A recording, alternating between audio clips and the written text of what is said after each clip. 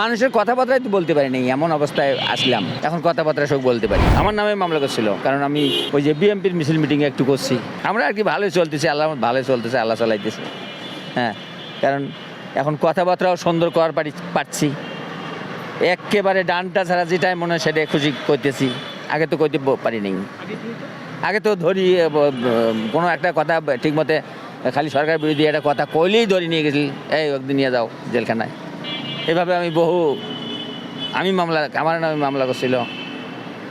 মামলা করছিল। কারণ আমি ওই যে বিএনপির মিছিল মিটিংয়ে একটু করছি। হ্যাঁ, তুই বিএনপির মিছিল মিটিং করিস, সব আওয়ামী লীগ তুই একাই বিএনপির মিছিল মিটিং করিস। হ্যাঁ, না ভাই, আমার নামে মামলা দিয়ে দিয়েছিল। কিন্তু প্রধানমন্ত্রী যেদিন পালাল শেখ হাসিনা, হ্যাঁ, সেই দিন আমি বাঁচে গেছি। ডিপি অফিসে আমার সাথে আরও 3-4 জন নিয়েছিল।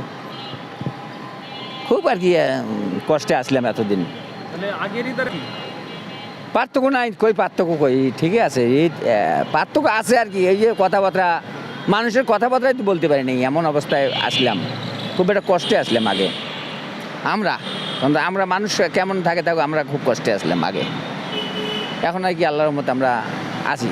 কোনো কথাবার্তা মানুষের নিজে কামাই করে নিজে খাই। এখন কথাবার্তা সব বলতে পারি। আল্লাহ ভালো কাটছে।